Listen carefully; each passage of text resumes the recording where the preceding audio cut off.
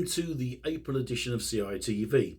Well, lots to tell you in this episode, so let's get started with the top news, which is we have changed general contractors from Kogen Construction to Tester Construction Group. Now, I want to take the opportunity to thank Julie Kogen for her help to date, but our feeling is that Tester, led by Alan Parretts and Michael Tester, is a good fit for us, as they have 15 townhomes similar to the ones we are building in various stages of build, of which 10 of them are located in Delray Beach. They have an intimate knowledge of the Delray Beach area. Their offices are conveniently located less than 2 blocks away from the site, so it just feels right that they should be building our townhomes. Now, you will have an opportunity to meet with Alan later on in this episode, but let me first show you a site similar to ours, which is being built in Fort Lauderdale. The contractor of which at one time was up for consideration. Now, this project was a little more advanced than what I wanted to show you. I had hoped to take you to a bare shell scheme, but in any case, it's a peek into the future.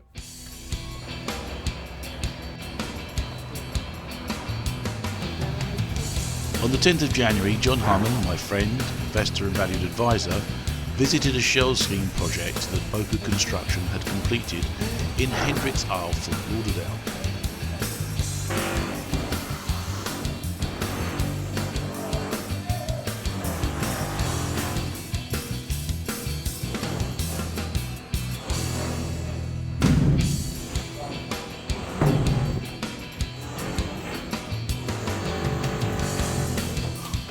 The owner of this construction company, Hickman Toomey, was also the structural engineer, and he invited us down to take a look to give us an idea of the quality and workmanship, which he assures us will be identical for our townhomes project in Delray Beach.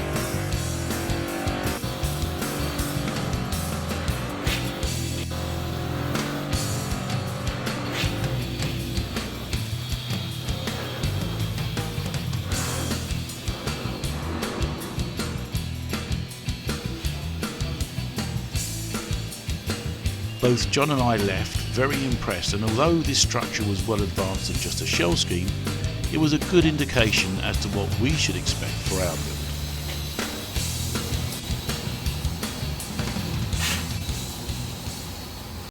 As I said, it is a pity that we visited a project that was so far in advance of what I wanted to show you, but at least it gives us something to look forward to, and sooner rather than later, I'm hoping.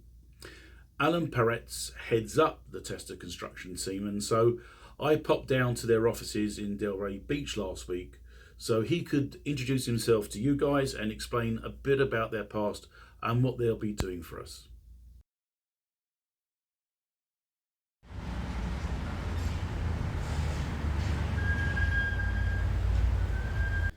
Hi, I'm here with Alan Parretts from Tester Construction Group. Our new contractor that's taken over the 408 Southeast 2nd Street project. So welcome, thank you. Thank you for having me. Thank you for awarding us this project. You're more than welcome. So for the folks out there, let me ask you, how long has Tester been going? So Tester Construction Group has been around for just over 5 years now. We started off in Philadelphia, general contracting firm up there. Some of our big work up there has been multifamily and mixed-use projects. One in particular we recently completed last year was 115 units. And 115 units, I mean, must be a bit of a project. Do you mind me asking what how much that is in terms of the contract? So it's a $25 million project. What's interesting about Tester Construction Group, although we're a young firm, we're one of the fastest growing companies in Philadelphia, and we really hope to duplicate that success here in Florida. We've recently been contracted to build a $40 million project up there, which is escalated up to 225 units over parking and commercial space as well. So we've been growing leaps and bounds in Philadelphia, and we're starting to grow here in Florida as well.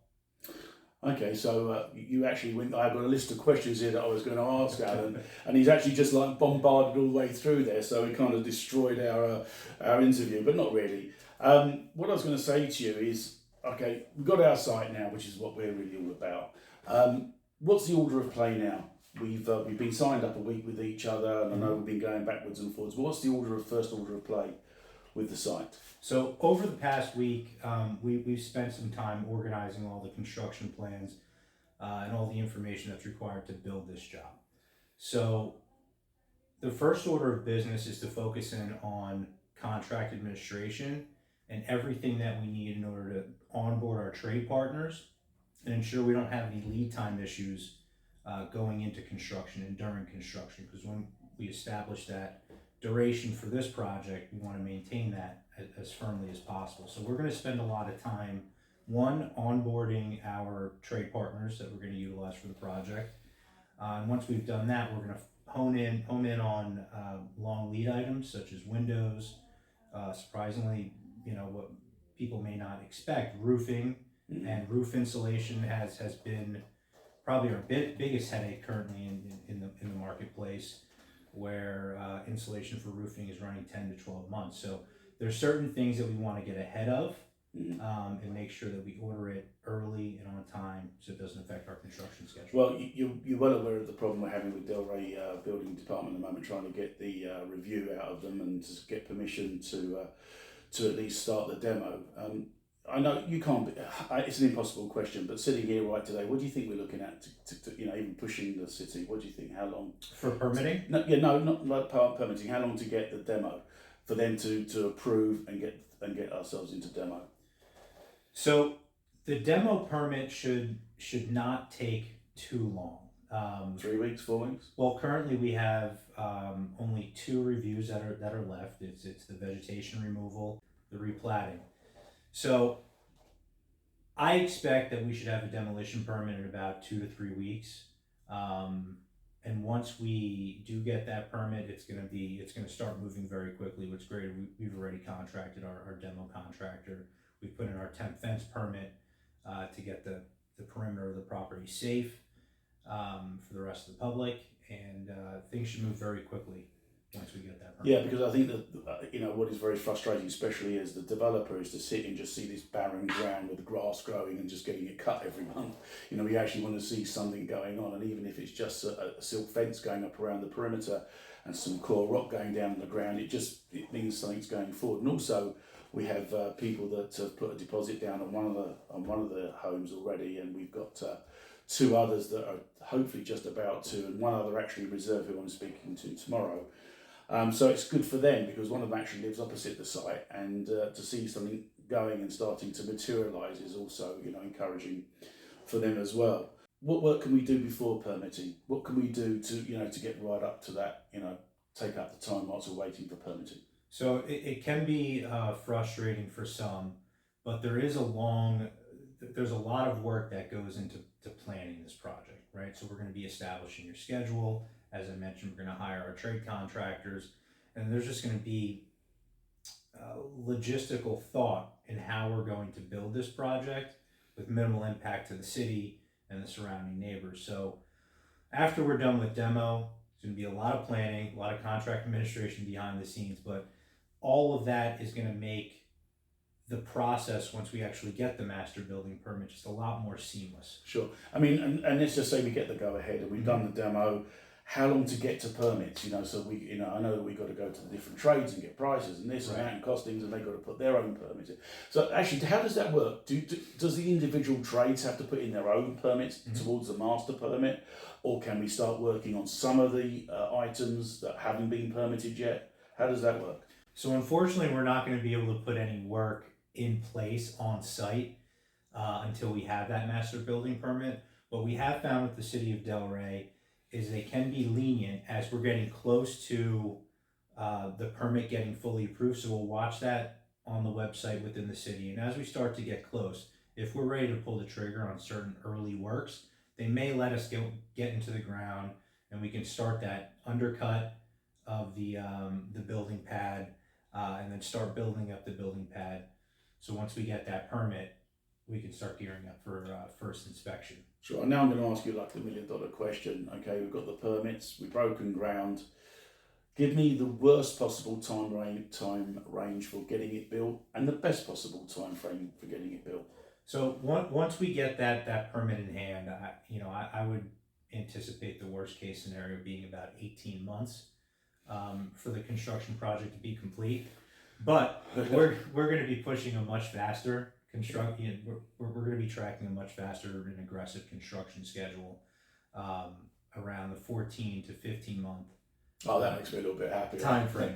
So that's what we're going to be pushing for. Sure. And this time that we have as we're waiting for permits, it's going to allow us to release certain materials that can affect the construction, to be able to target that 14 to 15 months. And as we here at the moment, is there stuff on back order? Is there still a shortage of materials, and if so, what are they? There is. It's across the board, quite honestly. Truss manufacturers, precast concrete manufacturers are backed up and backlogged, and you really have to put a push on them in order to get up in front of the line as to not affect your projects. Then you look at the flip side in terms of finishes and fit. Appliances have a long lead time. It's hard to get refrigerators right now. We might find that certain product that we anticipated to have for this project may not fit within our schedule, and we may have to pivot and order something different. So it's across the board, roofing to appliances to structure. And it may be the case that as we get nearer, that supply chain issue may start to shorten, and we might be able to get product more freely. It may, and I can't emphasize enough, these few months right now that we have in planning is really going to help us on the tail end of this project and midway through construction. Because if we're starting this contract administration work, the paperwork, as we're going into construction, we're losing time. Sure. So even though there's not anything necessarily happening in the field, there's a lot that goes into the planning behind the scenes. Okay, so I've just come from another project just around the corner from your offices here in Delray, and it's only not even a mile from where our project is, and that was in Palm Trail, and I've just put I'll show you some video now of what Alan is building there. So what are you building there, So currently, from what I've seen, this is the largest townhome community that's currently going on in Delray, east of Federal Highway. It's 2 phases of construction. You have 5 townhomes on one property, 5 townhomes on the adjacent property, and each property has 5 3-story townhomes, very similar to what we're doing here at 2nd Street. Each home has its own elevator, their own pools, and it's about a $14 to $15 million project encompassing about 42,000 gross square feet. And it'd be interesting, maybe we'll follow that project along the lines, even though it's not ours, obviously, and maybe we can watch the shell scheme go up. So you'll know what to expect when we get our shell scheme started, hopefully. Absolutely. Alan, thank you very much for joining me today. You're going to see Alan hopefully over the next 12 months, not 14, over the next 14 months, 15 months, whatever. And most of the interviews we'll be doing hopefully will be on site and not in here, because if we're doing an interview in here, it means we're not progressing out there. So anyway, till the next time. Thank you. All right, appreciate your time. On the perimeter fence. So we need to have this in particular. I think I saw that document. You can't just we can't just have a document that has like highlight of fence, right, highlight of CMU. So taking it a step further, when you're doing a fence, like a regular fence, you can do that. And so it's going to be on structural and the architectural. You have to have it on the site plan, right? And then if it's CMU on the site plan, it needs to be on the structural plans as well with the detail. The next series of question is, there's absolutely no interior design in these architectural plans. So it's great that we have materials selected, but I have to go and price this stuff. It's not uncommon to have an architectural set and an ID packet, but there has to be something. Like we need to have that ID set in order for us to get bathrooms. Okay. How do I know which wall gets what tile? We got it from Curtis. Right? How do I know what height it's going? Wherever we have countertops and bathrooms, sinks, the designation of the countertop spec, and the location that it's going, right? And then if we have things in the kitchen like waterfalls on islands, you know, The drawing, an right. elevation of that. So Curtis has very detailed elevations, Okay. because we've worked with him before. And only one of the kitchens is having water. so the same goes. Straight after this discussion with some home truths dispensed by Alan Peretz, we hastily arranged a meeting with our architects and interior designer. And in concert with this, I dispatched emails to the MEPs and civil engineers to get items attached to their plans so that we won't be held up when we eventually come to permitting. We certainly feel that our interests are best served with Tester Construction Group's organised focus and a clear strategy. I'm hoping in this episode to capture some film of our meeting with the architects and the interior designer Curtis House, which will bring you up to speed with what is needed to get this project moving in a smooth forward direction. Now, I did say back in December of last year that we would be sending out a separate investors video in January. However, due to the change of contractor and the re-examination of the cost base, meant it was redundant to present a set of numbers that will change. We will be producing an investor video in the next 8 to 10 weeks, but while we are repricing the project, we don't want to keep updating the P&L with a different number every month. So we would rather wait until we get the final figures and then announce through the investor video the new anticipated P&L. Now, most of you are aware that there has been a significant rise in the cost of building materials due to many factors. Some are obvious and others, quite frankly, are not. Conversely, house prices, especially in the genre and location that we are building, have also gone up in concert, so the material difference is more or less negligible. The profitability will rise because we are building 2,500 square feet more than we first anticipated. Although this will bring more profitability, it will also necessitate an additional cash call further into the year, which will be addressed in the investor-only video.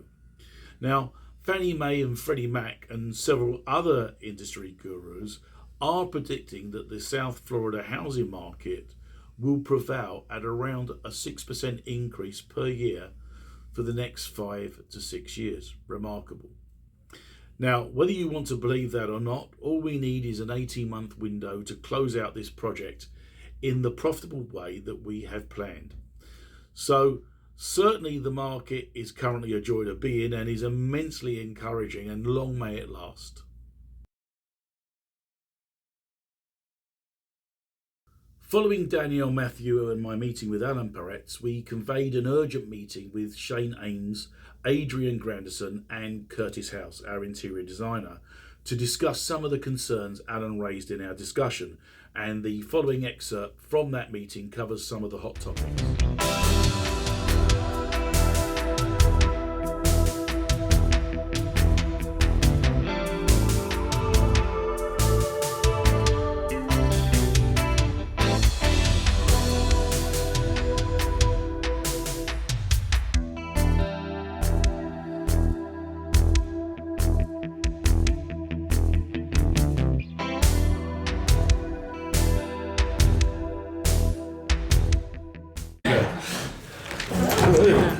Careful. Oh, No, you got on the phone to my attorney. So, can I just start off just saying one thing, that the biggest problem we have with this development right now is the Delray building department.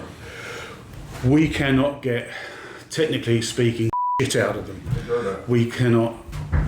They won't reply to our emails, phone calls, nothing. Has anybody here got any in? A little one, and I'm gonna go there with Danielle. When were they supposed to have given us an answer? 3 weeks ago, right? I think it's like a month ago. Prior to receiving those plans, I hadn't had the most updated set of plans. Okay. Right, there were missing plans. And obviously when plans are missing, you have a ton of questions.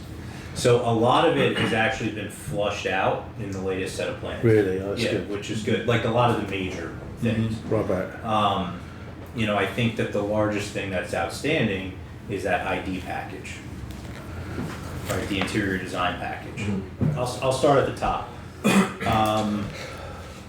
The site plan, I now have it. It differentiates between CMU wall versus whatever that fence spec is that you had sent me. So that's clear now. What's CMU, what's fence. One thing I didn't notice regarding the CMU is there's no structure to it for in the structural plans with the. Well, I have most of the questions for the interior design. What about the civil engineer? No, just I did more of the interior design package stuff. Because he has all those questions, they're on that. Right, I know there they were were for more. the civil. Right? Yeah. They were for the, okay, all right. Okay. It's all there anyway. I'll keep quiet. It's very difficult, but I will. Because everything on that spec list he has. Now, have you gotten a quote from Chimera for the shell? Because he's also a shell Right, contractor. right. Now let me just tell you. I can tell you what's happened there.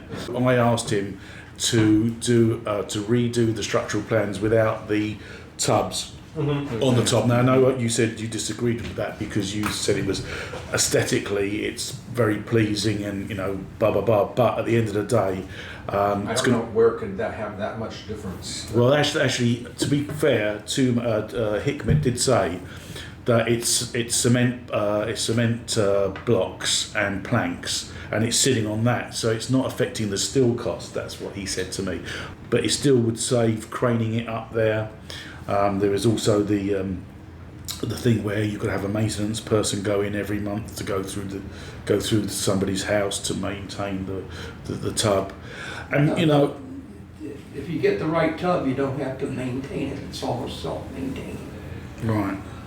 Look, it's still. Listen, we got both plans, so we can still. So am I to say that the tubs are still up for question because the difference is in savings is about $40,000. So given that it's a $40,000 saving, just round the table, what do you think? Tubs in or out? I think downstairs. I want to I hear think from we will. Curtis and Elodie. What do you think? It's almost what the purpose of the third floor was, is to have this party area, a private party area, is what I had anticipated. Shane, well, I know your answer. Yeah. I know you're not for it, and I'm neutral. No, I was trying to find ways to cut costs, so I would say take But it. also the Take it out. Well, a lot of people don't like them. They think they're gross. So. So do I also we? think there's like a just a long-term maintenance thing of having a product hot tub up on the roof. Like over time, it's going to become an eyesore. And the sun's going to wear down, the perimeter of it. At some point, some people are going to say, "I don't want this thing here." So I think it's pretty clear based on the drawings that I received. The setup for fire sprinkler, and irrigation.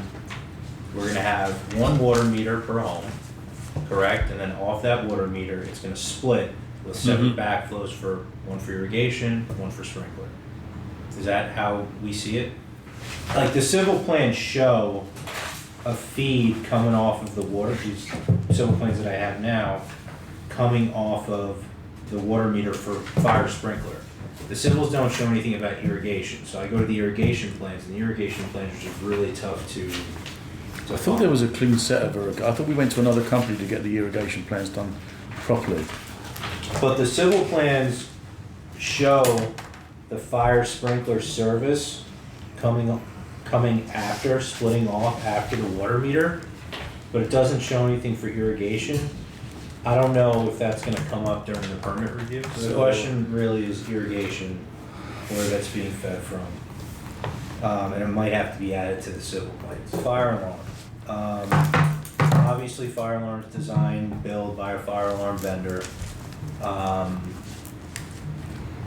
But what I'm curious to see what everybody else has run into, but what I've run into with these multi-units is we've had to put a fire alarm distribution, a head-end panel for the HOA for all 3 homes to monitor the flow and tampers for each of the sprinkler systems in each individual home, and have a DP with its own electric source by the FPL transformer in the rows. How do they all speak if one home has a fire?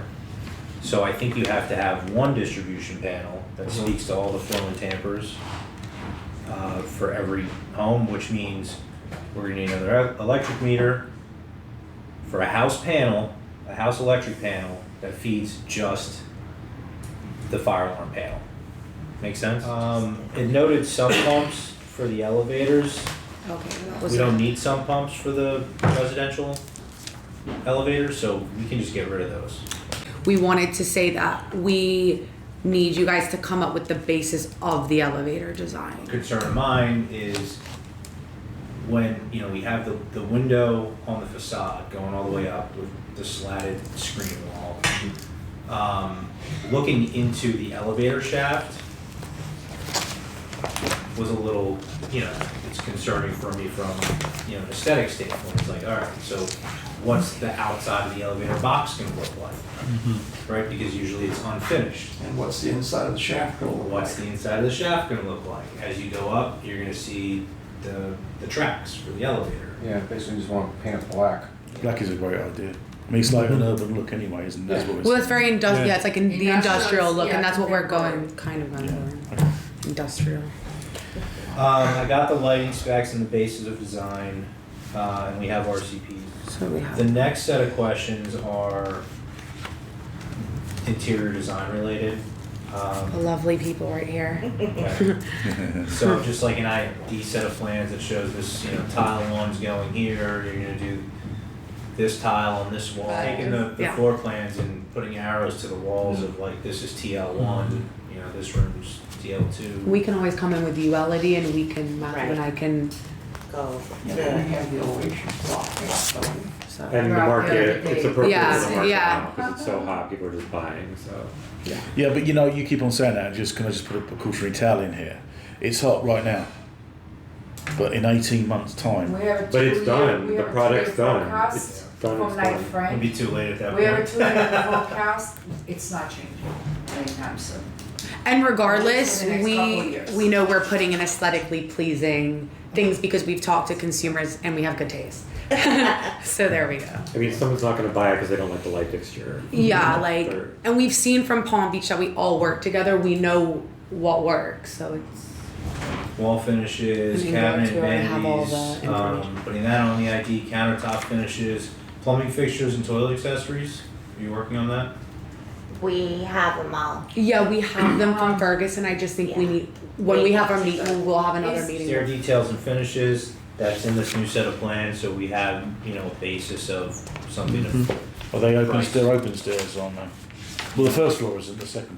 The first floor is in the second and third floor. finishes for railings, and probably the IDs are gonna have to. Yeah, they got a little information on the floors, the treads. How are we gonna handle interior? Yeah, because we need that. Okay, Yeah, we need to do an interior door schedule. let's add that to it. Door hardware, Mm-hmm. exterior framing. Let me look at the RCPs and the electrical. Do we have light fixtures overhead on underneath any of the terraces? Do we have any exterior framing? There's lighting, but not fixtures. So No that's, fixtures, it's all flush, I believe. My house. Outside underneath the balconies or Yeah, we're overhead talking about the balconies? Gave us a whole bill of materials. Are any of the balcony ceilings framed? Yeah. That's the question. But if they're going to have surface lights, they've got Let's to. see. Right. but we have to include it. So we have to just show framing detail. You need to have rim, sir. You have to have rim add to the HOA docs that they are going to have to pay. The HOA will have to pay into the electric meter because that's not included in the HOA docs right now. You got the HOA docs. haven't I you? have like a copy of them, yeah. So that's So that's, HOA docs got to reflect paying into. and I don't know what else is missing from there, but that was just one of the things I noted that I didn't see. in The there. HOA docs, are you gonna allow to rent right away if they want to, or have you thought about Oh, that? that's a good We question. haven't talked about it. From my perspective, if they bought it, they bought it. Whatever they do after They can that, rent it. they can. Yeah, I don't care. Does the city have any restrictions on that? How you rent it? I think the HOA is how you coven. I just how's don't think it can Covington. be Airbnb, I think that's the only. I think the only kickback you'd have is from the other buyers. They'd want to know if other people could rent. Right. But I don't, you know what, but you know, it'd be a good idea to include that because it's, you know, and it's an investment property. Question, yeah. I would say no. I wouldn't want to Airbnb. I wouldn't want someone to No, you Airbnb can't the be- town. You Yeah. can't be Airbnb anyways. I want to talk about we talked about last time about the floating stairs or if they're going to be bronze or brass. Have we decided that for the stairs? Because I think we should be clear on how the stair plan is going to go if we want to do the floating on the. I think for the budget, I think the first floor should be floating in every unit, and then the rest. Curtis, Now, I see your. One of the I love problems the is floating. your stairs have a skylight over them, so the light can come all the way through that shaft and disperse. You don't have a dark hallway in the middle of your unit. Well, it's more for the second and third floor. The first floor is going to be bright. They have, like, the whole back is like a big window. Right. Yeah, but you're not going to get anything from the skylight if it's blocked off by two But the facades. stairs are also, you have windows in the front too. And the stairs It all are. refracts down. But isn't it a huge difference in price? I mean, massive. If we do the whole thing in floating. Yeah, it's Yes. different. So we need to just do it on the first floor where we want to keep it airy. You want the First floor, to feel airy. floating, Has nothing to second do and with third the floors, skylight. ladders. Right, yeah. I saw roof, now I have some roof information. I think that there's information for waterproofing at the balconies as well. Mm-hmm. I think that's in there in this updated set. Yeah, because I remember from last time, our meeting, you were concerned about the waterproofing. Yeah, That's what I there's wanted some to know. details, some details were. You know, when on the homeowner's documents, Mhm. we do have the meter and the disconnect for the center unit on the wall of the neighboring unit. So there might be some language in there about that. So we've got to have some verbiage in the HOA that says you allow meterage to go on That wall. party wall. I went to a yoga class this morning and everybody was pulling in their little car. All around. I love that we have the. I like that we have the garage for the It's golf common in cart. that area. Yeah, Yeah. I great. believe I saw some insulation in there as well, now in this set of plans. I was meeting with an electrician that's familiar with this job. They're concerned that there may not be adequate service to these homes at 200. It looks like we got we're underserved with With electric power. Yeah, multiple AHUs, it doesn't really make sense. Pool, hot tub, electric car, And a lot more power. doesn't seem right. Yeah. So what you're saying is that we have to draw more power, and that's. I would just run it by the engineer again, just to double check. Yeah. Something else for the MEP engineer, they got storm drains going down CME walls and sanitary going down CME walls. I'm gonna circle letters. Yeah, I have a note of it. We're not gonna put sanitary and storm drains going down CME walls, so, you know, there's a bit of coordination that should be flushed out there, like, they're gonna have to go in walls, and or chases, so, we should see that was, is laid out appropriately. I think it's important, especially before we go into construction. Because that's gonna have to go in walls, it's gonna affect the interiors, it's gonna take up space, so. You got to insulate the wall, haven't you? Well, we talked about, Adrian said he's gonna put together a partition schedule, so you Yeah, can. we can do that, right, Shane? I mean, Yeah, but partition Curtis was schedule, saying the about, finishes, yeah. you know, so you don't hear the water So you can know flushing it's away, in and there. What are we doing as far as a smart home system? Are we pre-wiring for a smart home system? Is that in the plans? We want to pre-wire. pre-wire. That's- Okay, well, but we all have to be We on have a to designate a smart home system area. like we That's wanted. not in the lighting, package, right? No. So someone's gonna have to design, a lot of times capital lighting, it is a good source, like those people are Yeah, a good I'll source talk to to them. Okay. create the basis of design, and they can create a bill of materials and give you generic schematic one-line wiring diagrams. Right. That'll then go to the electrical engineer to fit on his plan. Yeah. Adrian, you can put on the garage door schedule, Yeah. basic specs for a door, like insulated, flat panel Yeah. door. Okay. Driveway, walkway, patio, material. We know what we're doing? Yes. So it's for 3 driveways and the pool decks. Yes, and I can show you what the material looks like. But that's what we want. That's what we want. Okay. So some of the things that were out there, right, we're gonna look at. Irrigation, we're gonna look at those plans. Yeah. See how that's set. The structural details for the CMU walls. Yeah. I'll deal with fire alarm once we onboard a fire alarm vendor. Interior door and hardware schedule. Mm-hmm. Exterior framing for terraces, below terraces, and then any of the ins and outs on the stucco on the facade. Right. Yeah. Skylight details, Mm-hmm. spec, interior partition schedule Mm-hmm. plan, or just note it on the construction plans. Someone's gonna talk to the electrician about the service, Yeah. garage door basic design, elevator Mm-hmm. basic design, and maybe just an elevation on that one wall that we want glass on. And removing the sump pumps from the plumbing. Okay, it's a long list, but it's all doable. One that's under reservation is 3.1. Put one. The other corner unit is 3.25 and the middle unit is 3.95. Okay, good. Yeah, as Alan said the other day, this full downtime house samples we're on our board. forced into, we should use Yeah. for planning and strategy and getting all the pricing done. And so as soon as we get the green light, We're not. Exactly. Give him the room. He takes the size. It's 8x7. Guys, so- it was nice. as you saw, lots of work is to be done. The call to action task list is long, but achievable, and I'm confident that collectively we will all pull together and get this job done. Well, that's it for this episode. As you know, we are desperately trying to break the chains of the Delray Beach Building Department, who are holding up this project beyond all fair means, quite frankly. We are eagerly awaiting their approval to immediately go into a transitional stage whereby we can do our demolition and apply for permits and do the various groundwork that requires no permit approval whilst we're waiting for those permits. Now, Alan Parrott's mentioned in our interview that the downtime we are experiencing should not be wasted, that deep planning, strategies be developed, and trade costings be bid out during this period so that when we are given the green light, we can proceed at pace with no delays. Now, in reality, we have owned this land for coming up to a year now.